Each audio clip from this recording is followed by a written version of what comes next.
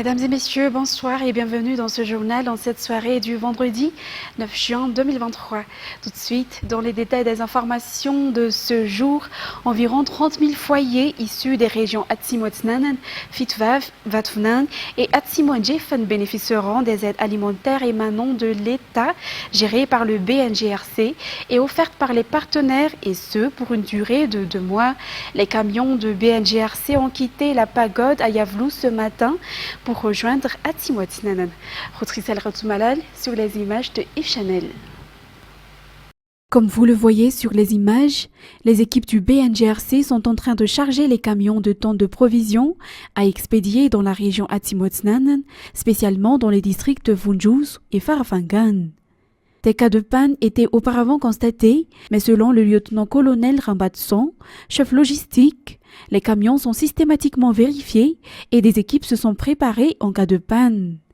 Il a tenu à rassurer que les aides alimentaires arriveront à temps auprès des bénéficiaires. À noter que la caravane humanitaire est un programme initié par le BNGRC en réponse aux consignes du président de la République qui sont d'œuvrer un peu plus dans le social. Ce programme est alimenté par les partenaires, explique le général Elak Olivier Adjiakad, directeur général du BNGRC. Pour cette deuxième édition, 12,5 kg de riz, 3 kg de légumineuses et 1 litre d'huile par foyer seront partagés pour environ 30 000 foyers issus des 4 régions, à savoir Atsimo-Tsnanan, Vatvav, Fitfunan et Atsimo-Djefen. La caravane humanitaire durera 2 mois. 200 enfants du 3e arrondissement ont bénéficié de leur copie d'acte de naissance aujourd'hui lors de la campagne de délivrance collective de jugement supplétif d'acte de naissance. Certains de ces enfants n'ont pas pu passer les examens du CEPE et du BEPC car ils ne disposaient pas de ces documents administratifs. Ainsi, cette action vise à permettre à toute personne n'ayant pas pu inscrire dans les registres d'état civil de bénéficier de leurs droits et d'accomplir de devoirs inhérents à la citoyenneté malagasy. Fajessena Mireille sur les images de Yves Chanel. 200 enfants de moins de 14 ans dans le 3e arrondissement ont bénéficié de copies d'actes de naissance aujourd'hui dans le cadre de la mise en œuvre du projet organisé par l'État, campagne de délivrance collective de jugement supplétif d'actes de naissance. C'est un droit fondamental d'avoir une telle copie, de pouvoir vérifier la filiation de l'enfant. Ce document est indispensable, notamment pour la scolarisation des enfants, du fait que ceux qui n'en disposent pas ne pourront jamais passer un examen officiel.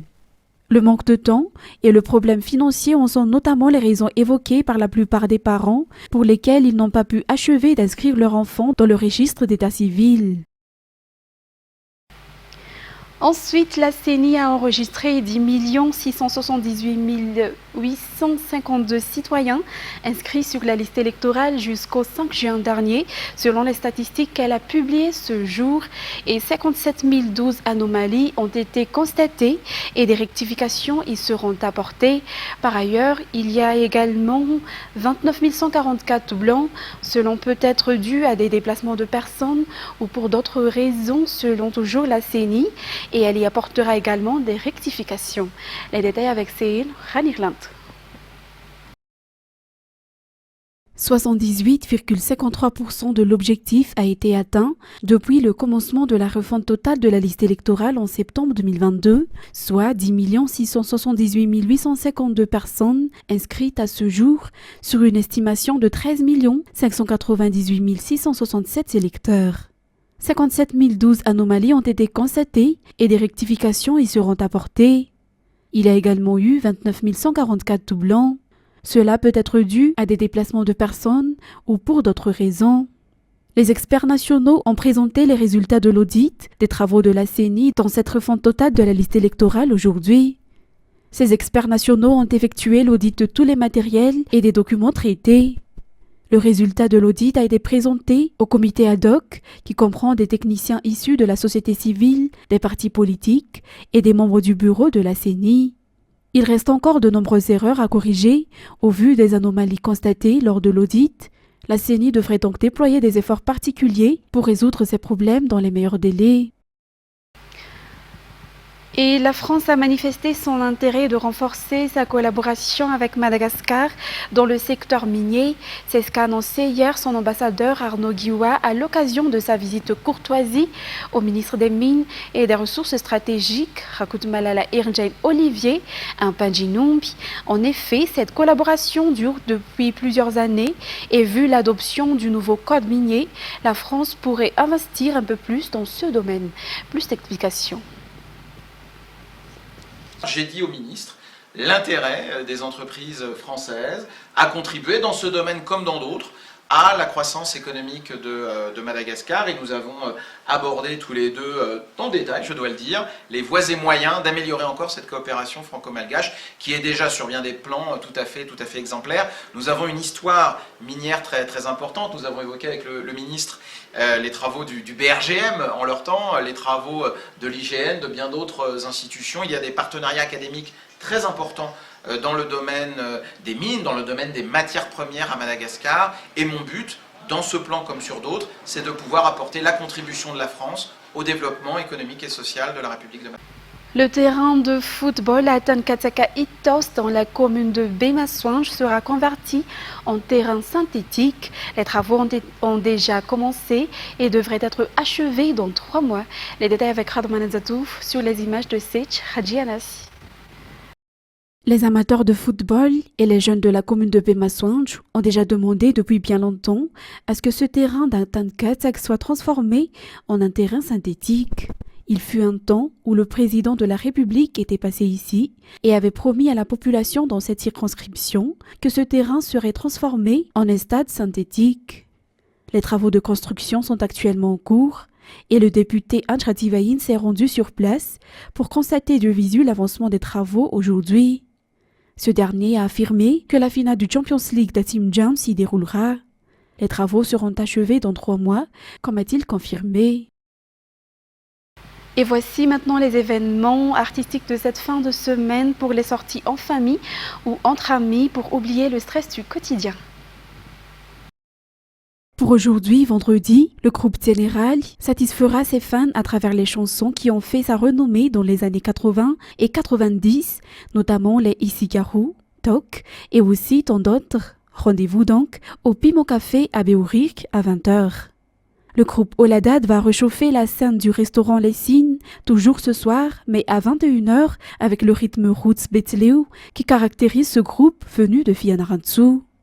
Toujours ce vendredi, le groupe Sanjgas donnera un show Bagas au Resto Ivat aujourd'hui à 20h.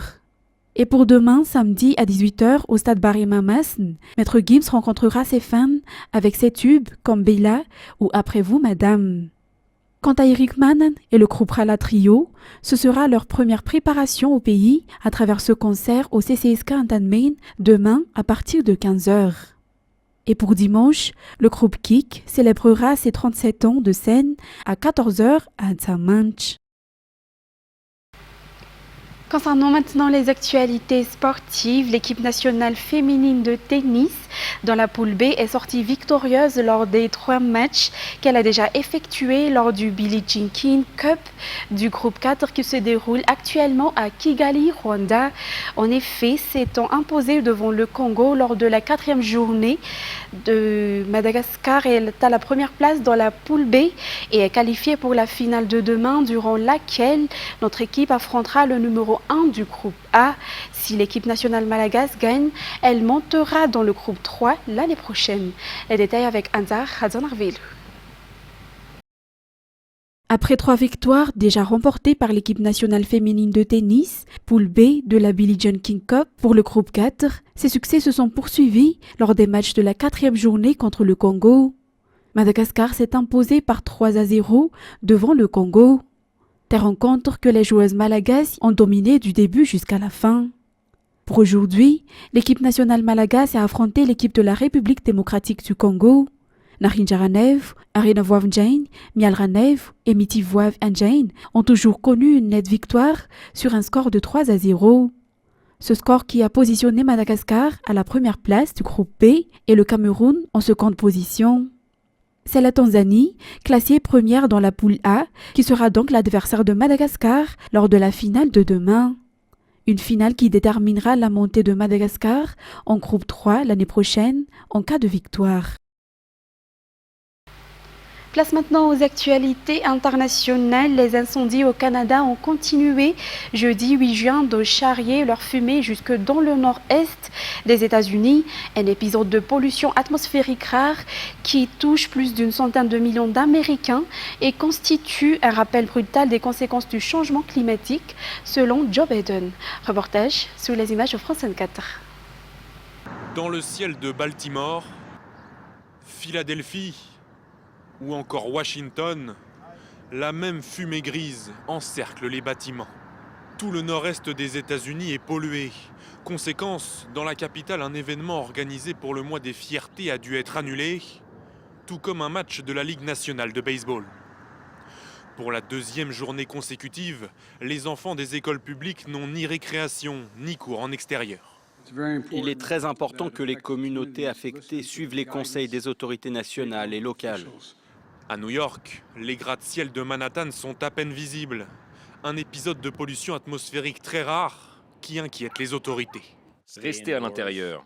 Si vous ne pouvez pas et que vous devez aller dehors, portez un masque de haute qualité et évitez les rassemblements en plein air. Dans le Bronx ou à Manhattan, le ciel a viré à l'orange, devant des habitants aussi fascinés qu'intimidés. C'est effrayant. Je pense que le climat est devenu beaucoup trop chaud et sec. La situation est extrême. Je n'ai jamais rien vu de tel sur la côte Est. C'est incroyable de voir quelque chose d'une telle ampleur ici en ce moment. Selon les services météo américains, la situation pourrait encore durer 1 à 2 semaines, alors que les flammes continuent de ravager le territoire canadien. Donald Trump. 6 personnes, dont 4 enfants âgés de 22 à 36 mois, ont été blessés jeudi matin dans un parc des rives du lac d'Annecy par un homme de nationalité syrienne armé d'un couteau. Alors qu'un examen psychiatrique de l'agresseur est prévu vendredi matin, le président français Emmanuel Macron doit se rendre à Annecy auprès des victimes de l'attaque, a annoncé l'Élysée. France 24. Cette vidéo filmée quelques minutes après l'attaque qui a fait 6 victimes, dont 4 jeunes enfants. L'assaillant crie en anglais au nom de Jésus-Christ et serre la croix qu'il porte autour du cou. Les motivations de l'agresseur restent obscures à ce stade, sans mobile terroriste apparent selon le parquet. À 31 ans, Abdel Massiach, de nationalité syrienne, est père d'un enfant de 3 ans et se présente comme chrétien. Inconnu des services de police, il est titulaire d'un statut de réfugié en Suède. Arrivé en France en octobre dernier, il vit depuis sans domicile fixe à Annecy, où il est décrit comme quelqu'un de discret. Je le voyais en sortant du travail, couché déjà, avec son carton, ses habits, dans son sac de couchage. En 2011, Abdel Massiach fuit la Syrie pour la Turquie, où il rencontre sa femme. Ensemble, ils s'installent finalement en Suède. Pourtant, il y a 8 mois, l'homme quitte sa famille pour se rendre en France, où il fait une demande d'asile. Elle est refusée il y a 5 jours au motif qu'il est déjà résident suédois. Sans antécédents psychiatriques identifiés, les premières heures de garde à vue d'Abdel Massiach hier soir ont été agitées. Il se serait roulé par terre. Contacté par l'AFP, sa mère a déclaré qu'il souffrait d'une grave dépression. Une expertise psychiatrique devrait être réalisée ce matin. Et pour terminer cette édition au Kenya, pêcheurs et villageois font les frais de l'exploitation intensive des fonds marins depuis des décennies. En février dernier, les États de l'océan Indien ont décidé d'interdire momentanément certaines techniques de pêche au temps industriel. Sur la côte kenyane, villageois et ONG essaient de faire avancer les choses à leur échelle. France 24. Oumaya pêche au large des côtes kenyanes depuis plus de 20 ans. Mais les prises diminuent. En cause, la surpêche pratiquée dans l'océan Indien. C'est la faute de tous les bateaux industriels qui viennent par ici. Dans notre village, on pêche traditionnellement le thon. Avant, les pêcheurs pouvaient ramener jusqu'à 200 kilos de poissons, du thon et d'autres espèces. Ces Kenyans ne sont pas les principaux responsables de la surpêche, mais en sont les grandes victimes. Des instituts de recherche analysent les prises du jour et tentent d'apporter des solutions au niveau local. À défaut d'avoir un impact au large, ils essaient de préserver l'écosystème côtier. Voilà un piège traditionnel amélioré. Il est fait avec des roseaux. Il a été conçu grâce aux échanges que nous avons eus avec la communauté. Nous l'avons développé ensemble. Depuis, nous constatons une amélioration. Il y a de moins en moins de jeunes poissons capturés. Changer les techniques de pêche, mais aussi restaurer ce qui a été détruit. Ces femmes ont été formées par l'Institut de recherche pour réhabiliter la mangrove. Cet endroit nous est bénéfique, à nous et à nos familles. Les poissons naissent ici et grandissent dans la mangrove.